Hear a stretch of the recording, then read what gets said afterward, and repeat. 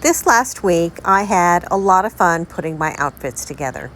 It has been very mild here in Los Angeles, very mild for coming up on August, and it's been cool. So I've been able to wear sweaters a lot later in the season than normal. And so I have enjoyed a lot of my cozy looks that are not normal for an LA summer. This first outfit has a long sweater, and I wore it in the morning. I didn't wear it all day because it did warm up, but in the morning I've enjoyed wearing some of my cozier pieces. Most of the outfits that you'll see here in last week's looks are very earthy tones, caramels, browns, tans, things in that color family, because I had my color season evaluated a couple weeks ago through ChatGPT.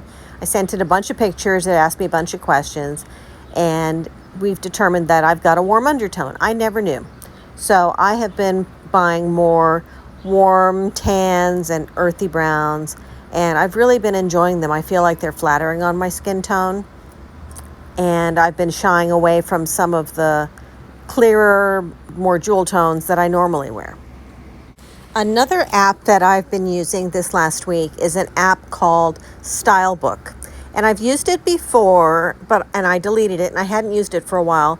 And I added it down, I re-downloaded it to my phone, and I recently added it because they've made a lot of upgrades, and it's much easier to add pictures to your inventory for your wardrobe now than it was back then. Stylebook is a free app, and the way that it works is you can upload pictures of the clothes that you have in your wardrobe, and you can have everything in your wardrobe in one spot. And it'll categorize it by things like tops and bottoms and outerwear and bags and accessories. And there is a little bit of time in uploading all of the items. But once you get everything uploaded, as long as you keep it current as you add new things to your wardrobe, you'll have your entire wardrobe photographically saved on your phone. And it allows you to kind of play like paper dolls. You can mix and match the outfits and get looks together, and you can arrange the outfits that you want to wear.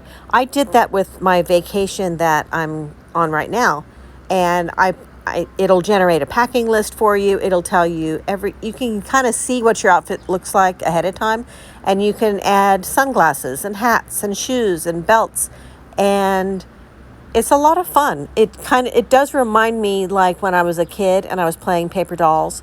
It's kind of the same idea where you have the option to just kind of make the looks and put them together, and I guess I don't know how to explain it, but it is a lot of fun, and I enjoy the app, and it's free, and it doesn't cost you anything. There's no upselling. There's no subscriptions. It's just completely free. And I'll link that in the description below, because if you're like me and you like to put your outfits together and you maybe want to remember a favorite outfit on how you styled it, it's an easy way to do that.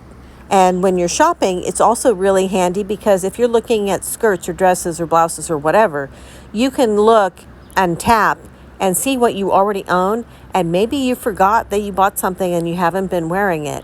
And instead of buying another one, you can just go ahead and put that other one into rotation and try and make outfits out of it.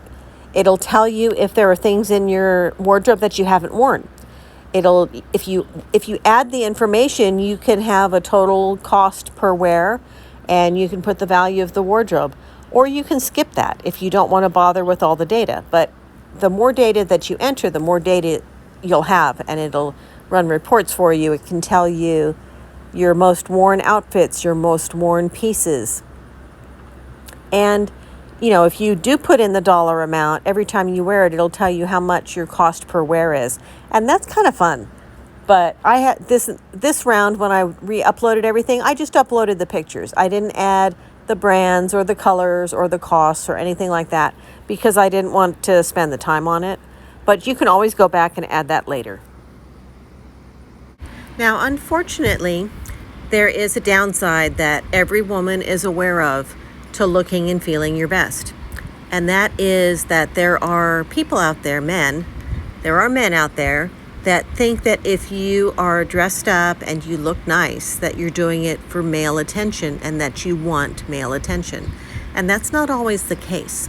And so sometimes It doesn't pay to look your best in certain situations, and every woman knows this. Every woman knows that we have to be careful where we go and what we're doing when we are looking pretty, because there are men out there that will give us unwanted attention and not take no for an answer. And unfortunately, that's something that we teach our daughters, and we are very painfully aware of. And I was reminded that this week. And it's kind of a lousy thing, because we're out here trying to do our best and to feel good for us. And there are men out there that will take it too far and push too hard and just kind of ruin it. And I don't think men are aware of how bad that can feel. But every woman I know knows what it's like to get unwanted attention from somebody that just won't leave you alone.